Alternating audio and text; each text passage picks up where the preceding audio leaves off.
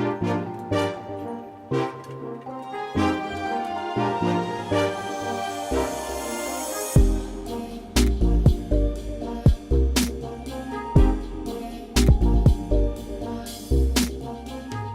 you very much. I'm really happy to be here sharing with these beautiful people from Australia. For me, it's really exotic to be here, because I'm coming from Guatemala, Spanish talk, so I will do a very basic English, but I will try my best to give you the concept I want to reflect today. So let me present myself. I'm agronomist, I'm ecologist, I'm owner from Santa Felisa Coffee, and I have 10 years running the farm under sustainable principles. I want to express today how happy I am with El Futuro coffee roasted. Yay, it's there. So, yeah, this coffee has three coffees. It's a blend from three coffees. One from Malawi, the other one from Costa Rica, and the other one is from my farm. The important issue here is that this coffee will help to improve livelihoods at the community. So that makes that coffee sustainable. Okay, this coffee will really help Las Nubes Daycare Center. It's a project I have settled in 2010 to help the families that work in coffee to improve their livelihoods and to improve the education of the children, the coffee kids that live in Acatenango. Acatenango is a region in Guatemala, is in the west of the country, where my coffee farm is, and it is at the service of the whole community from Acatenango. So I'm going to talk about why it's important to produce sustainable coffee for the communities and for the coffee industry. Let's begin with story about the farm history.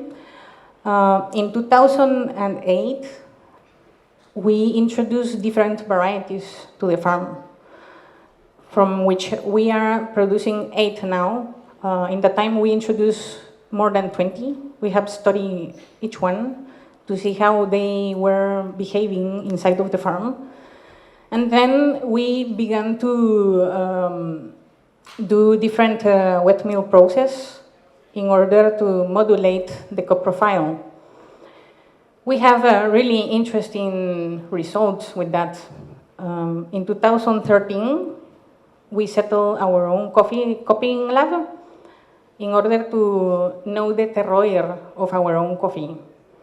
That had allowed us to invite our clients to know the community, to know the farm, to know what type of coffee we were producing, and to negotiate there on the spot the coffee with sustainable prices. So with that, we have get quality. That quality was reflected in the Cup of Excellence, Guatemala. Last year we won the 2nd place, and this year we won the 1st place. So, woo! So that's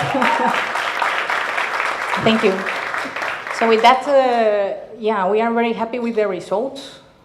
The workers are really happy also, because they believe in what they are doing. That gives us really high satisfaction.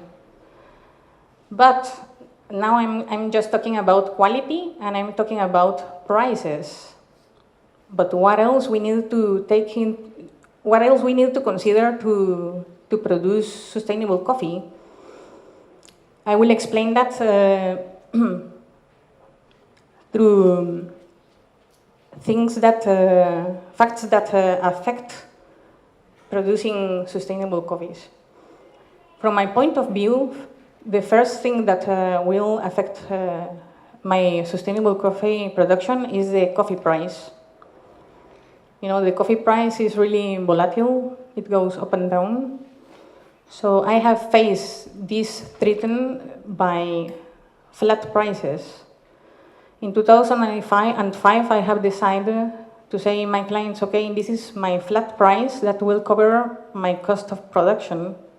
So that was the beginning of the sustainable coffee. Because then I can take care about my plantations and I can take care about my workers also.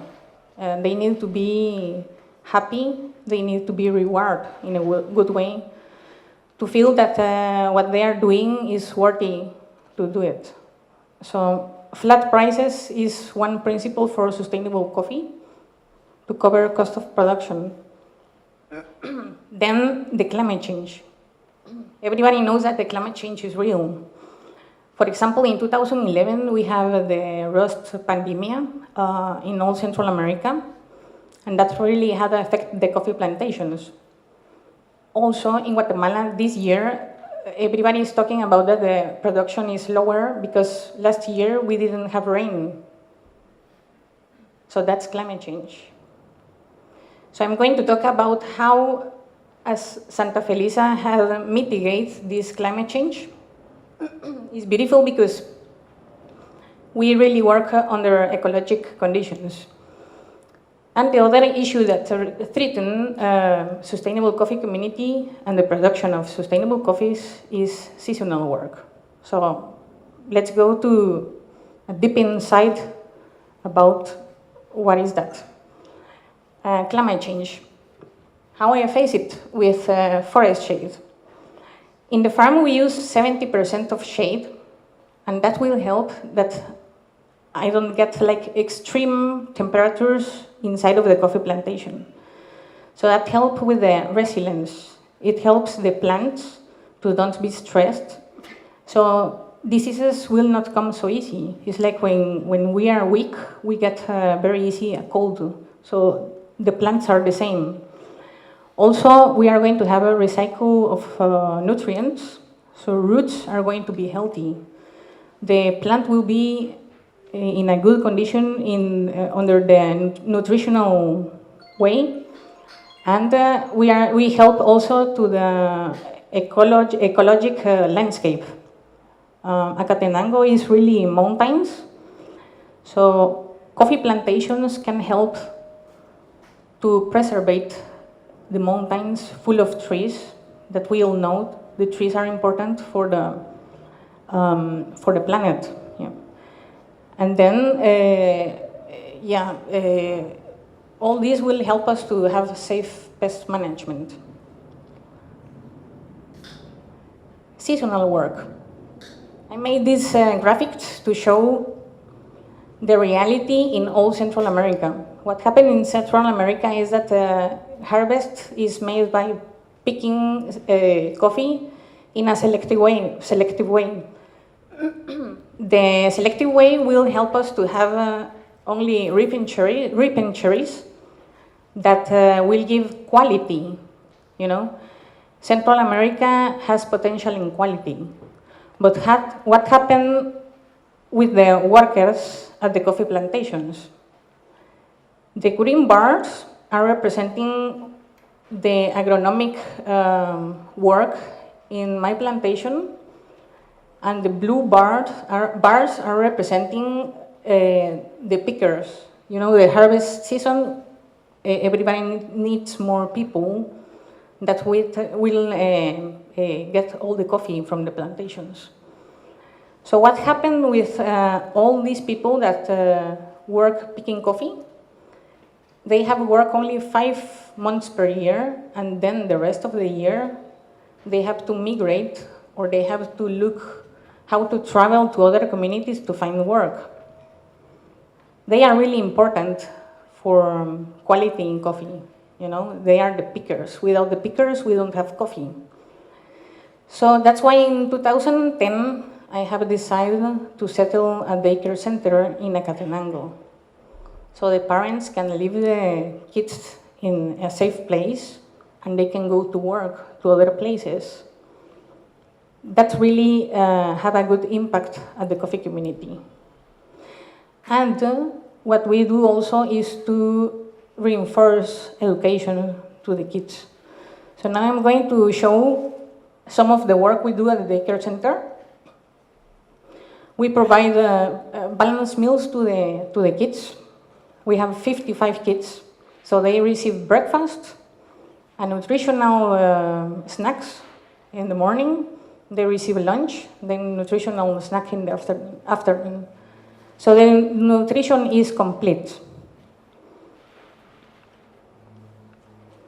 We reinforce the education and give them also material for the school.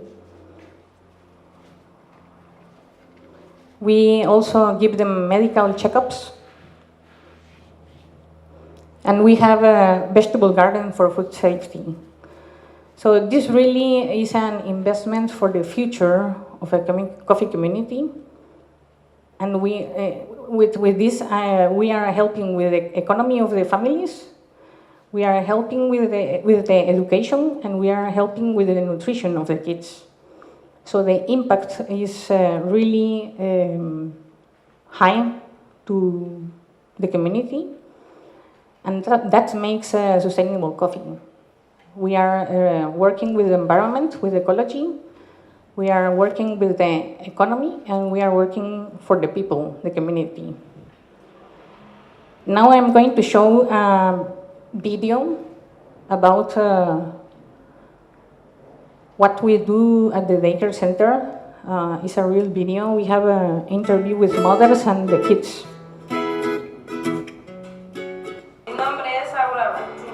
Yo tengo 4 hijos y la última, que es Elisa, tiene 5 años. Yo me dedico a cortar café de noviembre hasta abril. Yo soy Silvia Patricia Bachique. Yo me dedico a fin de año a lo que es la cosecha de café y el resto del año a los oficios domésticos. Yo tengo un hijo que se llama Kelly, tiene 5 años.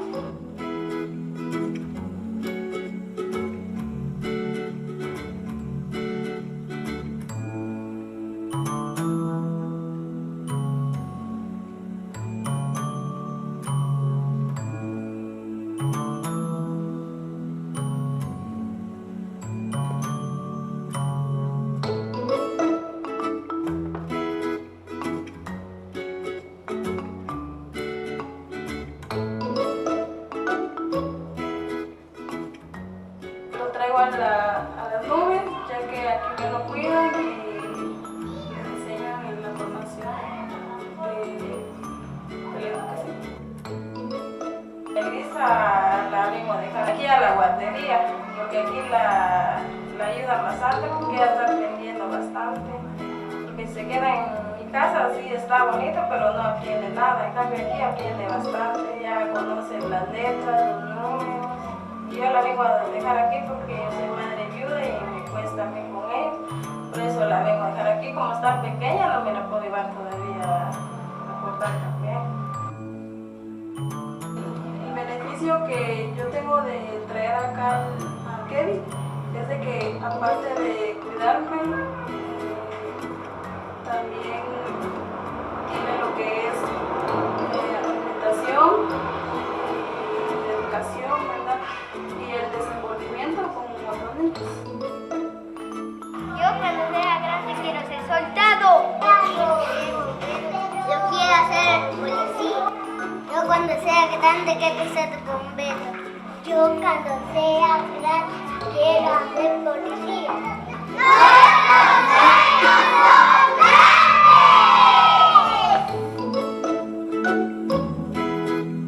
So we can see the impact here is for the mothers that normally they pick coffee and then they go to look for job the rest of the months of the year, and we are doing a big impact to the kids also.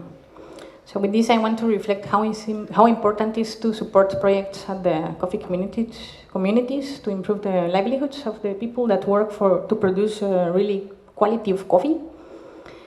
And with this, I want to finish my presentation saying thank you, because as everybody knows, all the proceeds of knowledge talks goes for Las Nubes Daycare Center. So now everybody that is here is supporting this daycare center. So yeah, I took a flight from Guatemala just to say thank you to everybody, really.